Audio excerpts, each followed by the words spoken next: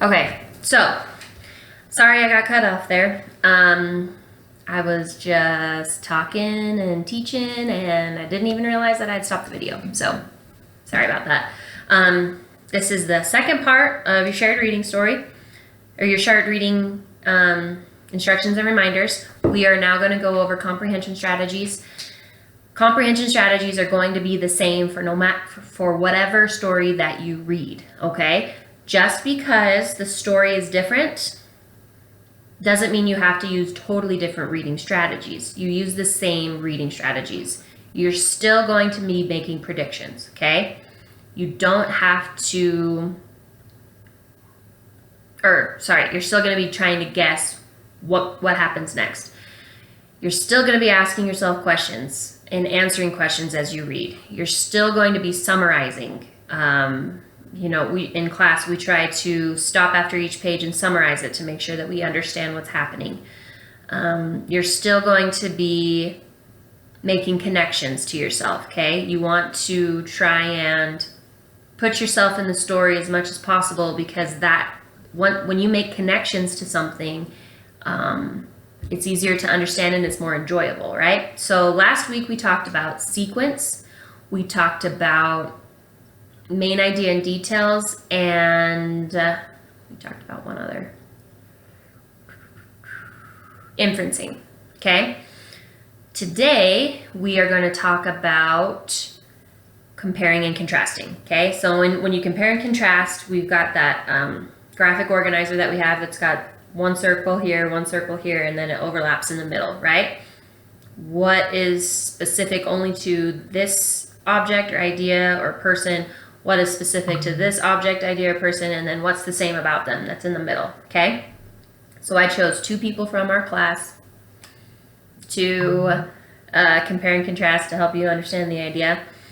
Here are the people I chose. We've got Brody and we've got Alicia. So let's compare and contrast them. The same about them. What's in the middle is the same. They're both fifth graders. Okay, they're both very smart. They both do their exit tickets online and turn them in online. So that is what's the same about them. Okay, specific to Brody. Brody's a boy. He is a year older than Alicia. At least I assume.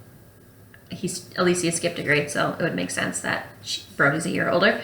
And he's doing all of his work here in Wyoming, okay?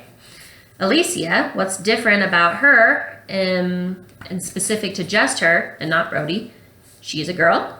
She's a year younger than Brody. And right now she's doing all of her learning in Nebraska. So, quick and easy reference on how to compare and contrast, but I know you guys know how to do that really well. So, what else can I tell you?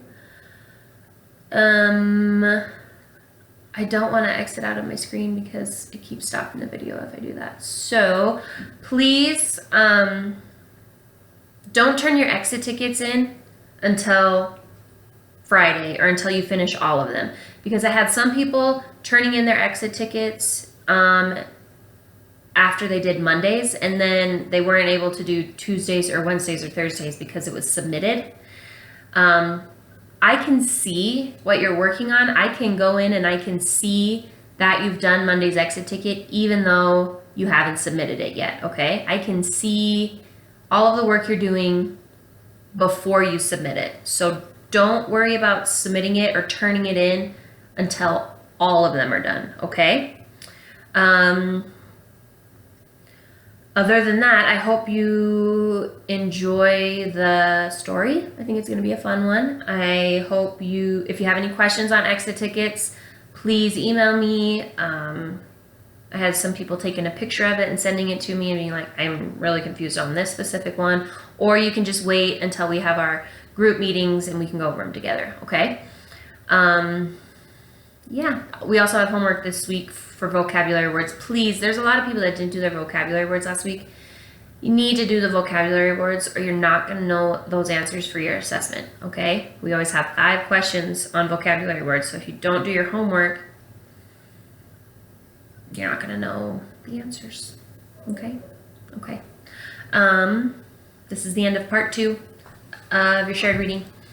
And I hope you guys have a great day.